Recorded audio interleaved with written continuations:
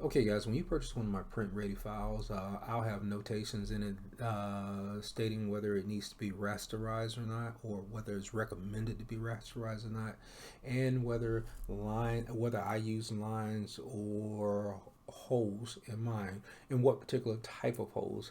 So for this example, I used Euclidean round on it, and I use partial rasterization pretty much for everything, which that means for this areas with the heavier transparency on it, you'll have bigger holes in it, um, and areas that have no transparency in it, they'll be completely solid. So in this case, the border, I think, if I recall correctly, is completely solid.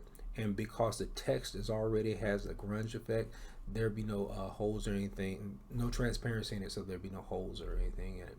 So to set that up, you want to first want to go into color adjustments. Once you have your file loaded, or you can do this before you actually bring your file in, doesn't really matter, but you want to click on color adjustments, and this should apply to just about any of the RIP softwares.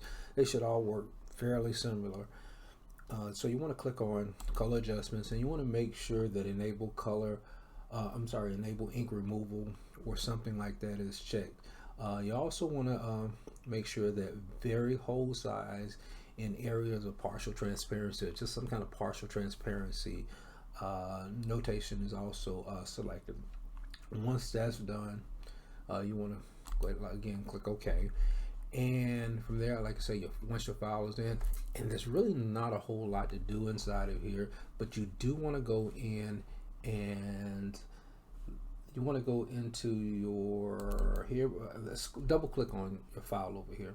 That'll get you into, I'm not even sure what this is called, the job ticket properties or whatever panel, or something very similar to this. And you want to click on color layer, and go down to ink removal. And in here, again, this should be checked if you did the first part correctly.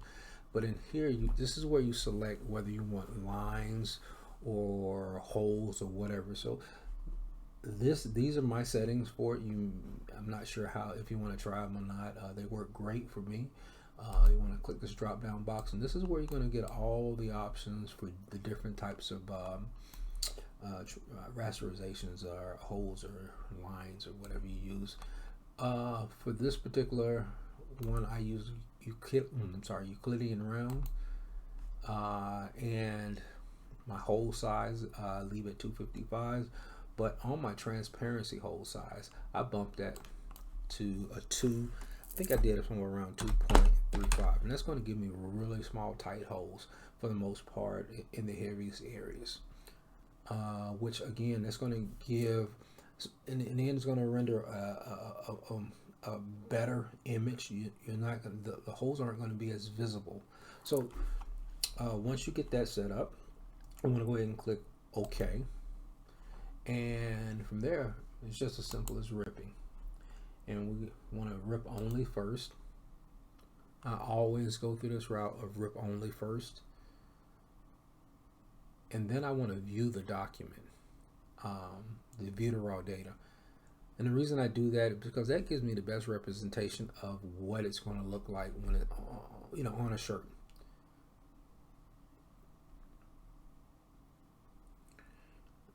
Okay, this is a pretty big file, so it's taking a little longer. Some of the smaller files kind of just zoom right through. Okay, so now that's complete. Now you want to right click and go down to view raw data.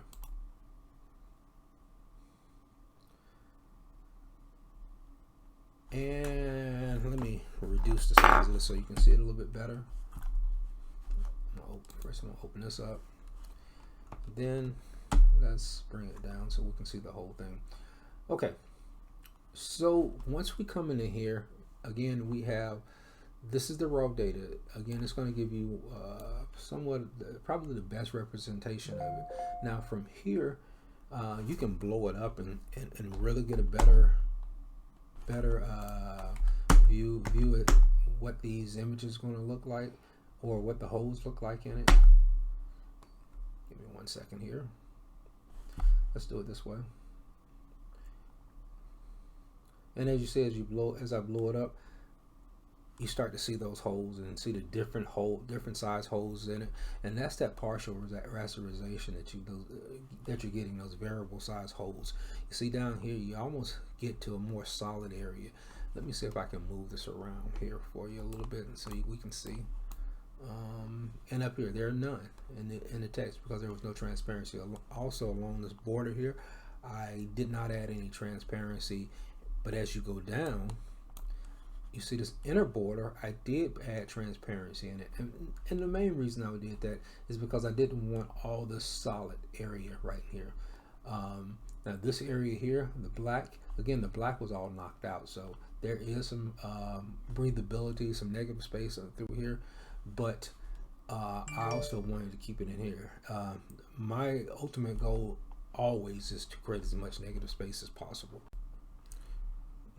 I like to take things just a little bit further just so I can get a complete representation of where all of my ink is going to land. And the way I do that is because I'm on a black background, I want to change this black background anytime. Let me say, anytime we're on for this process to work, anytime you have a black background, you want to change that color to something different. If the background was something other than black, you're fine. But black, we want to change, and you'll see why in a second. So to do that, you want to click on, you have these two panes up here. Again, you may have a different rip, but I think most of them work very similar. So to do that, you want to, this is called toggle color planes and layers. You want to click on that, and that's going to give you some kind of a box that opens up, and it gives you the ability to click on your substrate. You click on that, and then you just choose a different color. I personally like to choose brighter colors or lighter colors. It helps out, so I'm going to click on that, and that's going to change the background to that color. Again, if this is what it would look like if you put it on a yellow shirt, but that's not really the point that I'm trying to make. So once we do that, then we want to click on this, and what this does is view all colors as black. So that when you click on this, it's going to, anywhere there's ink down, no matter what color that ink is, it's going to make it black. And here you go, we clicked on it, and now everything is black. And what that tells me, anywhere I see yellow, I know that's where ink is, that's going to be an open spot, or what is that called? I can't even think what it's called, but there's not going to be any ink right there. So and what you can do at this point is open it up a little bit, so you get again, go back to where you can see everything and how it's going to look. All right, so again, yellow, there's not going to be any ink down there. So black, this black border, again, solid. All that ink right here, solid again, no ink. And this is going to be ink here, and you see where those holes are going to be. Again, as you go through, it gives you an idea, a good idea. What I was trying to think of, negative space. It gives you a good idea where your negative space is going to be at. And even in these areas here, where you see it's lighter, more transparency, again, you see the holes getting bigger. And as you see the area where it's less transparency, these smaller holes. Now the benefit of this area right here, now, you do have a lot of ink going on all over this place, but the ink is laid down so light that it really doesn't affect the actual shirt itself. Okay, at this point, all you need to do, if you're satisfied with how it looks, all you need to do is go ahead and close this out, and from here it's just a matter of hitting print. And I'm not quite sure how you go about it, but all I do is right click and select print. All right, that's it. If you have any questions, just drop it in the comments area, and I'll get back to you as soon as possible.